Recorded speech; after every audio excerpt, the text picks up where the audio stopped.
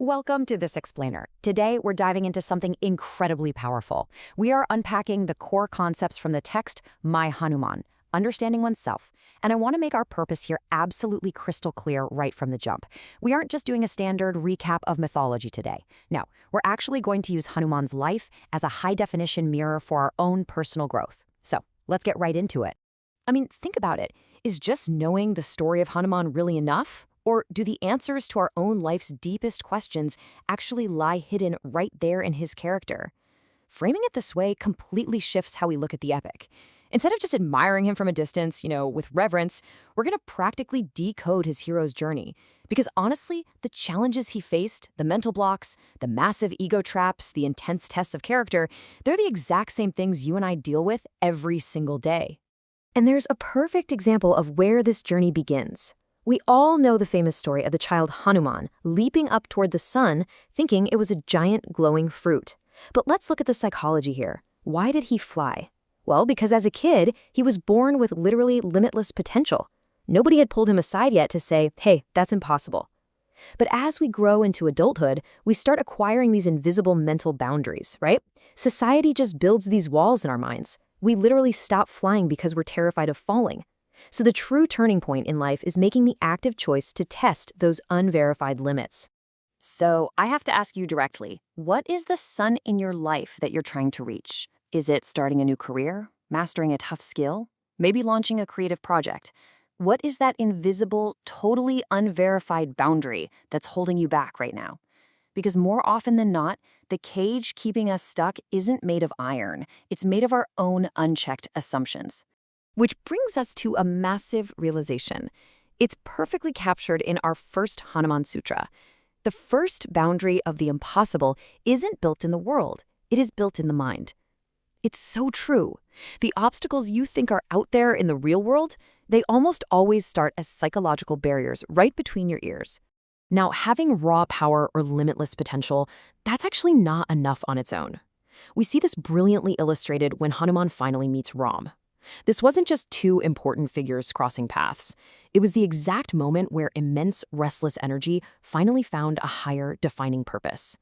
Without a purpose larger than yourself, pure talent just kind of wanders.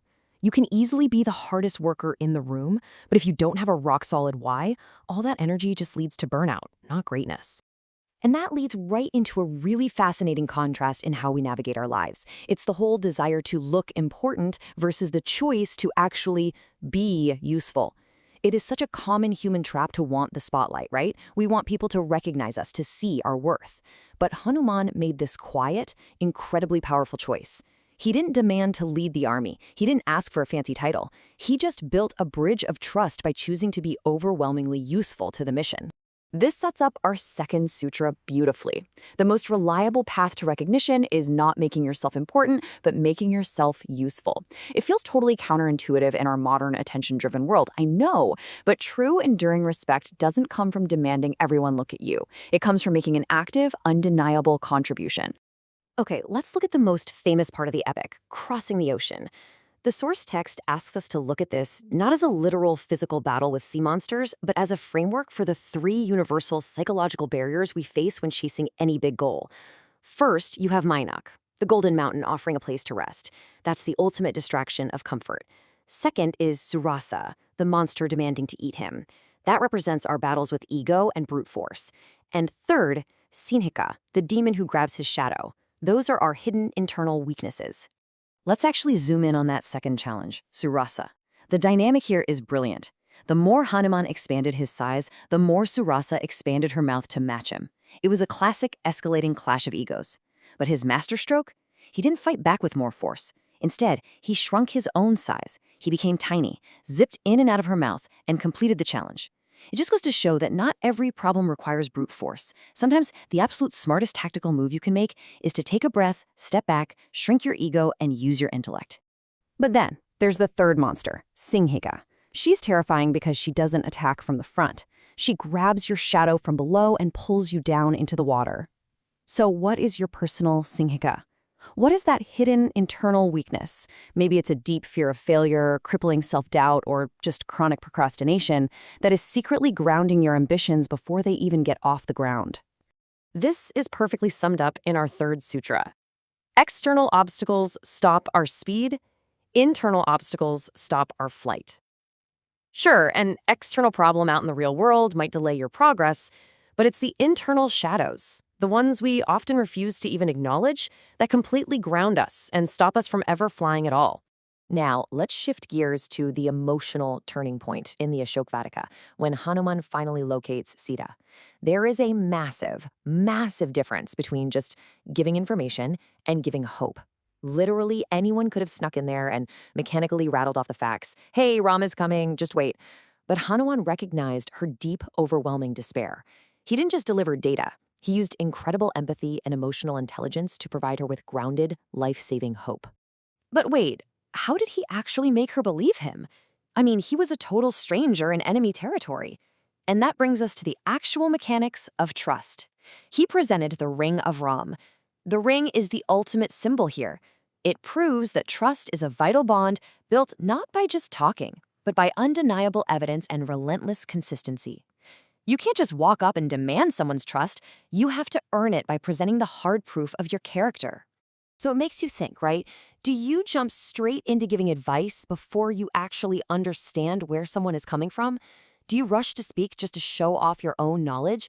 Or do you take the time to actively listen and understand another person's pain? Hanuman waited. He observed. He built a foundation of trust long before he ever revealed his mission. Which leads us directly to the fourth sutra. Trust is not built by words. Trust is built when character becomes the proof of words. Your living, breathing actions, what you do every single day, must be the ultimate proof of the words you're speaking. Without that alignment, your words are just empty noise. All right, this brings us to a fascinating reframe of the famous burning of Lanka. We really need to contrast the anger of ego with the anger of righteousness. The text makes a great argument that anger itself isn't inherently evil. Blind, destructive anger that's driven by a fragile ego? Yeah, that's toxic. But Hanuman's anger was highly controlled. It was righteous anger directed at an unjust system. It was deployed to deliver a very specific message, not just to stroke his own pride. If you break down his mental state during this intense event, the numbers are incredibly revealing. Even in the middle of burning a city, his mind wasn't just consumed by blind rage. It was actually about 40% self-restraint, 40% laser focus on his core purpose, and only 20% righteous anger that was being utilized purely as a tool. He was completely in control. Anger was just an instrument for him. It was never the master. So after all of this action, what was his single greatest achievement? The source text points out something brilliant. It wasn't the incredible leap over the ocean, and it wasn't burning Lanka. True responsibility isn't just about starting a mission or flexing your skills. It's about returning safely with the trust placed in you completely intact. The most profound thing he did was survive, navigate all that chaos, and return to Ram to finish the job. This brings us to our final and, honestly, perhaps the most impactful Hanuman Sutra of all. Responsibility doesn't just mean completing the task. It means bringing someone's trust back safely. That completely redefines the word for me. It elevates responsibility from just a mundane checklist of tasks to this sacred act of honoring the trust someone placed in you. So, as we wrap up this explainer, I really want to leave you with this final provocative thought. How are you going to awaken the Hanuman within you today? We've decoded the entire journey. We've talked about finding purpose, shrinking the ego, identifying those hidden inner shadows, building real trust, and understanding true responsibility. The entire blueprint is right there in front of us. The only question left is, how are you going to apply it to your very own hero's journey? Thanks so much for exploring this with me today, and I'll catch you in the next one.